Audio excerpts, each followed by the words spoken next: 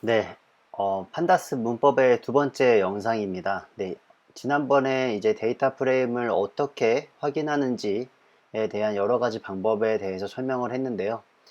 오늘은 이제 데이터 프레임의 몇 가지 연산에 대해서 소개를 해드릴까 합니다.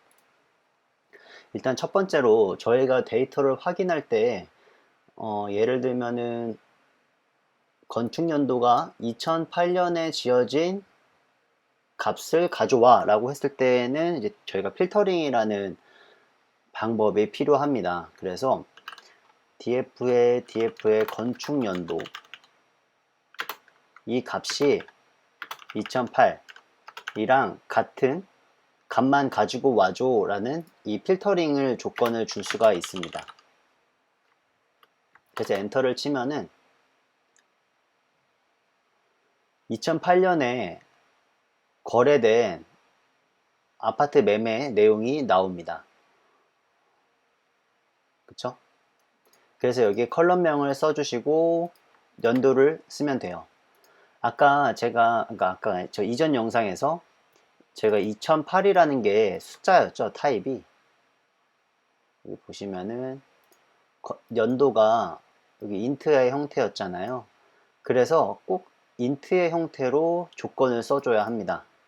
만약에 여기다가 2008이라고 쓰면은 값이 나오지 않아요. 그렇기 때문에 항상 데이터 타입을 확인을 해야 합니다. 이렇게 두 가지 조건을 주고 싶을 때가 있어요. 그럴 때는 이렇게 가로를 묶고 이 and를 쓰고 일수가 9일일 때 이 1도 데이터 타입이 int였죠. 숫자. 그래서 이렇게 두 개의 조건을 써줄 수가 있습니다. 그러면은 건축 연도가 2008년이고 거래된 일수가 9일인 아파트 실거래 매매 데이터를 조회가 가능합니다. 이렇게 필터링 여러 조건을 걸어서 데이터를 확인이 가능하고요. 다음에는 몇 가지 이제 스탯을 뽑는 함수에 대해서 소개를 해드릴게요. 스탯은 통계 데이터예요. 그래서 이 해당 컬럼의 평균이나 뭐 표준 편차 아니면은 민맥스 값, 최대 최소의 값을 계산할 때 사용하면 좋습니다. 그래서 DF의 평균을 낼 만한 게 뭐가 있을까요? 사실 거래 금액이 평균을 낼 만한 건데, 그럼 거래 금액을 한번 인트의 형태로 바꿔보도록 할게요. 이거는 뒤에서 하려고 했는데 일단 먼저 한번 진행을 해볼게요. 이 어플라이라는 건데요. 이거는 정말 무조건 쓸 수밖에 없어요. 람다 x x에 이거를 이렇게 바꿔주고 edge 타입을 int로 바꿔준 거를 거래 금액에 넣으면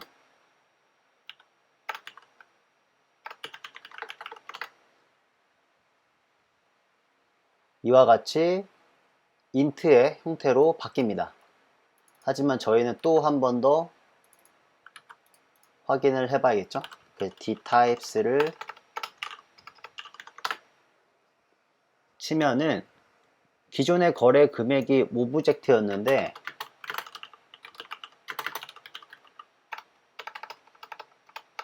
액이 오브젝트였는데 지금은 int 64의 형태로 타입이 캐스팅된 것을 확인할 수가 있습니다.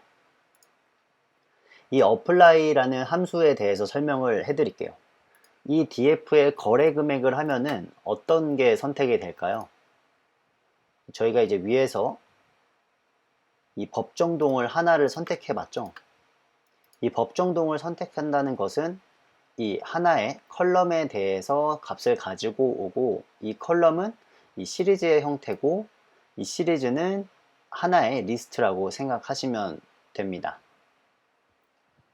그러면 이 df의 거래 금액을 했기 때문에 우리는 이 거래 금액에 대한 컬럼을 쭉 가지고 올 거예요. 여기 이 첫 번째 컬럼을 쭉 가지고 올 거예요. 그 apply라는 거는 이 한 줄 한 줄을 적용을 하는 겁니다. 그래서 0번째 로우, 1번째 그리고 그거를 x에 담아서 그 x에서 replace, 교체를 하는 거예요.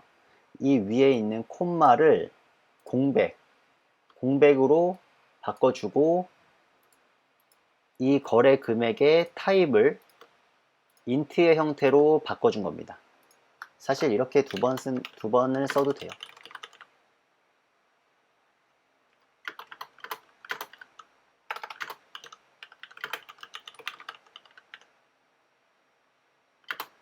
이렇게 써도 됩니다.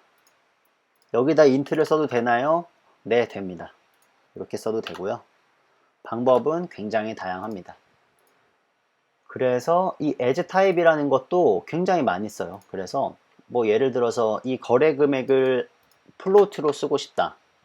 플로트라는 건 소수점이죠. 소수점의 값으로 바꾸고 싶다 할 때는 여기에다가 플로트라고 써주면은 이 거래 금액의 컬럼이 플로트 형태로 변환이 됩니다. 저희는 int가 필요하기 때문에 이렇게 하도록 할게요. 그래서 apply는 데이터의 전처리를 할 때, 이 row를 전처리를 할 때 자주 사용하는 함수입니다. 그래서 이 거래 금액이라는 게 이제 숫자로 변했어요. 그러면은 아까 제가 stat이라는 것을 말씀을 드렸는데요. stat. df의 거래 금액에 평균을 계산할 수 있어요. 이렇게 하면. 그러면은 이제 이렇게 해석이 가능한 거죠. 지금 이 해당 월에 해당 지역의 실거래 아파트 매매 금액의 평균가는 이게 만원 단위거든요. 그러면은 6억 2,482만 원이었던 거죠. 거래 금액이. 그럼 거래 금액의 편차도 계산할 수가 있어요. 이런 식으로 편차를 계산할 수 있어요. 그럼 평균이 있고 이만큼의 각각 아파트에서 평균적으로 편차가 있었다라고 해석도 가능합니다. 이렇게 계산을 할 수가 있는데요. 그것보다 또 한 번에 스탯을 계산할 수 있는 함수가 또 있습니다. describe라는 함수인데요. 이 describe라는 함수를 이용하면은 모든 통계를 뽑아줘요. 평균은 몇이고, 편차는, 미는, 하위 25%는, 중위는, 상위 75%는, 맥스는 어떤 값이다. 그래서 이 지역에서 최대의 매매 거래가는 13억 2천만 원입니다. 13억 2천만 원. 와, 대단하죠? 이렇게 데이터를 한 번에 다 확인이 가능합니다.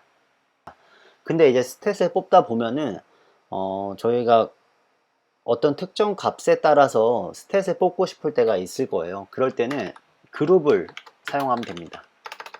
그룹이라는 것도 굉장히 많이 사용을 하는데요. 예를 들어서 우리가 월별로 아파트 거래 금액의 평균을 구하고 싶은 거예요. 기존에는 전체에 대한 거래 금액의 평균을 구했다면은 이제는 이 아파트에 대한 거래 금액의 평균을 구하고 싶습니다. 그럴 때는 이 df에서 그룹 바이를 하는데 거래 금액 아파트로 그룹 바이를 하고 이 그룹 바이 한 거에서 평균을 구합니다. 이렇게 하면은 위에 있는 걸 보면은 이 아파트에 대해서 모든 평균을 다 계산해 버려요. 어떤 말이냐면은 건축 연도의 평균, 거래 금액의 평균, 연도의 평균. 사실 이 연도라는 거는 숫자의 의미보다는 스트링의 의미가 강하죠. 저희가 2018과 2019년의 평균을 구하진 않으니까요. 그렇기 때문에 불필요한 컬럼을 쓰지 않고 내가 필요한 거래 금액만 평균을 구하기 위해서는 여기서 한번 셀렉트를 하는 게 좋아요. 아파트 거래 금액 이렇게요. 금액 이렇게 하면은 위에서 저희가 말했죠. 여러 개의 컬럼을 선택하기 위해서는 이 리스트의 안에 컬럼명을 넣고 또 이 대가로를 묶으면은 데이터 프레임이라는 걸 반환하고 그 데이터 프레임에서 아파트라는 컬럼을 이용해서 그룹 바이를 하고 평균을 구하는 것입니다. 제가 여기다 리스트를 쓴 이유는 리스트를 안 써도 돼요. 하나일 때는. 그래서 여러 개일 때를 위해서는 리스트를 써야 되기 때문에 그냥 리스트를 썼습니다. 그래서 그룹 바이에서 민을 계산을 하면은 이렇게 나와요. 지금 제가 하나의 지역의 특정 월에 대한 매매를 가지고 왔거든요. 그래서 이 경희궁 파크팰리스라는 게 거래 금액은 9억 6천만 원이고 경희궁 아침 2단지는 1억 3천만 원. 13억이네. 13억에 거래가 되고 있다. 평균적으로. 이렇게 아파트마다 평균이 가능합니다. 네, 오늘은 일단 여기까지 하고요. 일단 이후에 또 판다스에 관련된 문법이 생각이 나면은 그때그때마다 필요한 것만 제가 추스려서 여러분들께 소개를 해드리도록 하겠습니다. 영상을 보시고 여기까지 따라 하셨다면은 댓글로 완료라고 써주시고요. 오늘도 영상을 봐주셔서 감사합니다. 고생하셨습니다.